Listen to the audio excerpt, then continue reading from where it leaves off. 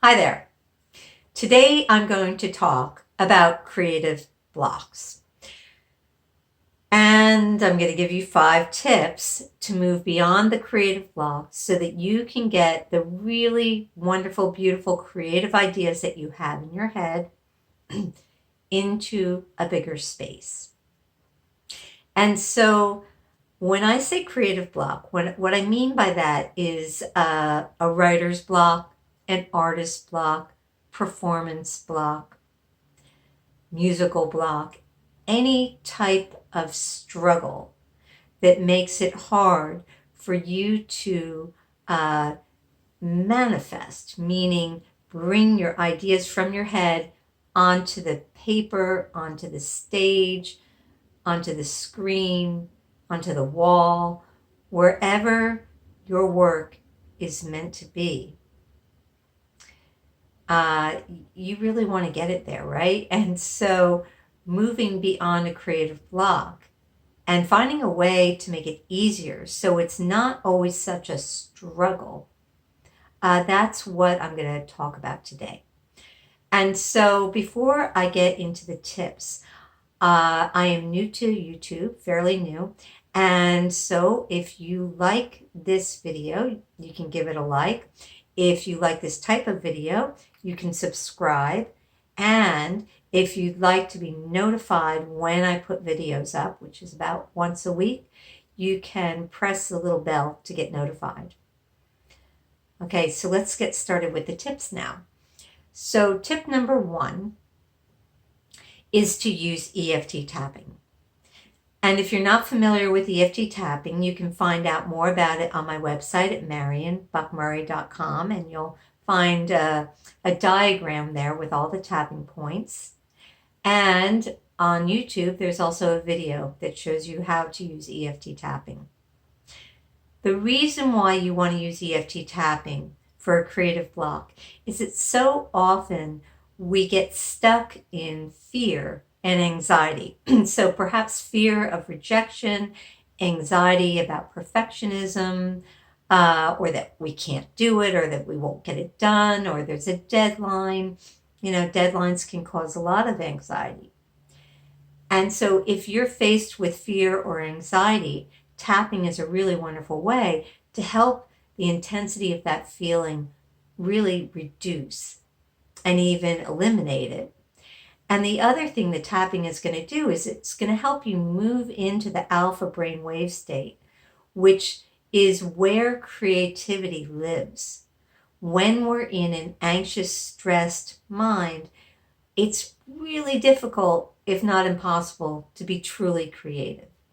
And so tapping will help you move into a more relaxed place and a more relaxed brain state so that you can more easily get your work done. Okay, so tip number 2 is to meditate. And if you're new to meditation, you don't have to meditate for an hour or more a day in order to get results. You can start with 5 minutes a day. Doing meditation on a regular basis will do wonders for your creative life. And one of the reasons why is because it helps to train your brain to move into that alpha brainwave state where the creativity is. And when you do it on a regular basis, you begin to understand on a visceral level what it feels like to go from busy brain, activity into a more peaceful alpha state or even deeper. And when you're there, you might notice that you begin to have a visualization or a new idea. This is the place where we open up to that creative flow.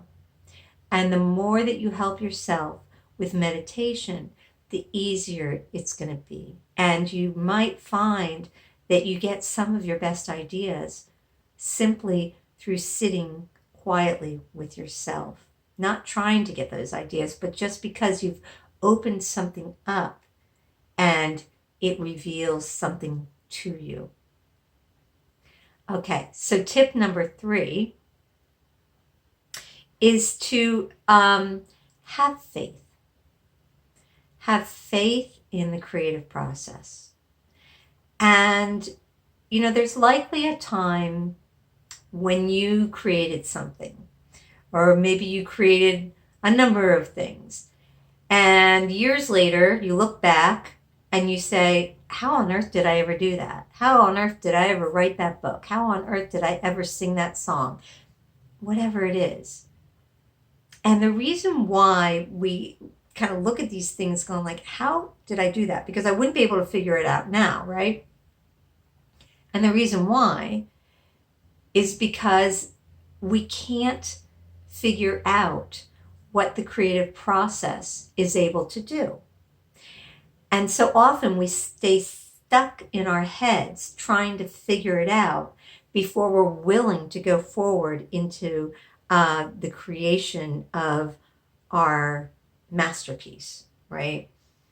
Once I have it figured out, then I'll do it. And that's backwards.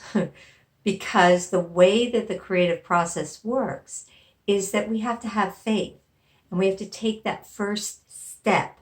So putting that word onto the page, strumming that note, writing the chord of the song, just doing one stroke of the brush, one beat of the drum.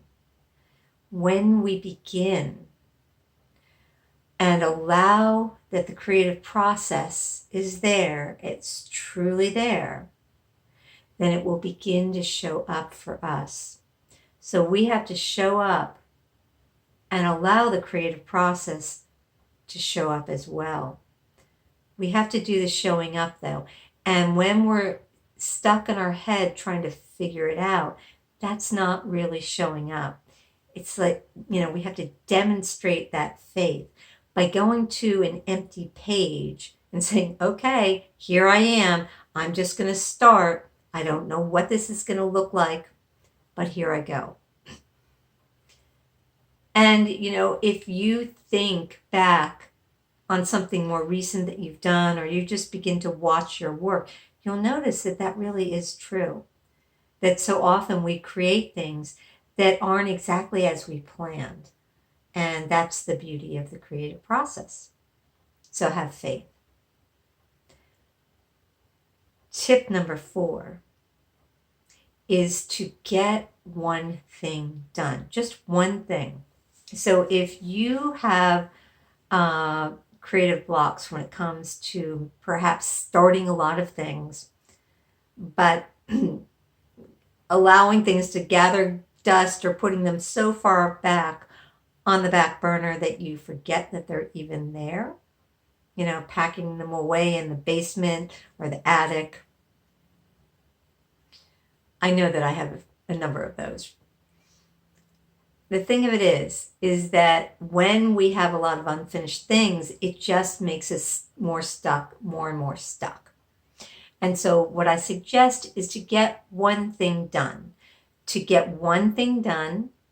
And when you get one thing done, and it can be a small thing, but something that's a project, some sort of creative work done, then it just gives you that motivation and the inspiration to keep on going.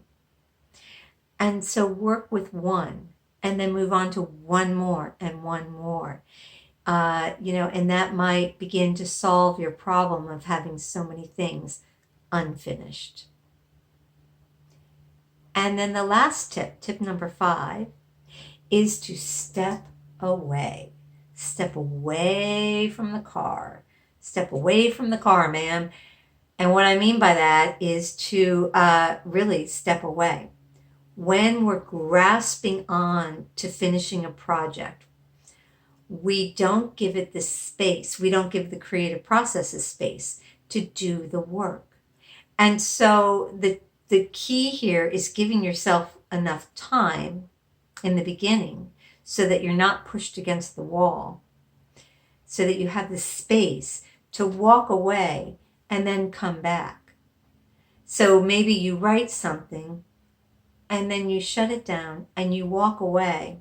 And maybe a day later you come back and look at it. And then you begin to see like, oh, this can go here. Or I don't need this. It makes the editing process so much easier.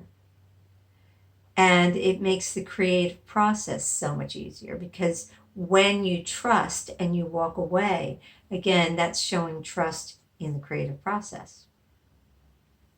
So those are my 5 tips for today for moving beyond the creative blocks that you might be struggling with.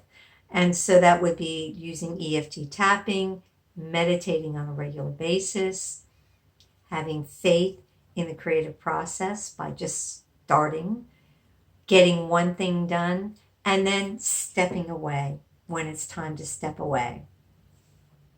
If you would like to find out more about how to really clear a creative block, you can visit my website at MarionBuckMurray.com, and I have a new session, a new EFT tapping session for creative blocks that you'll find more information about on my website.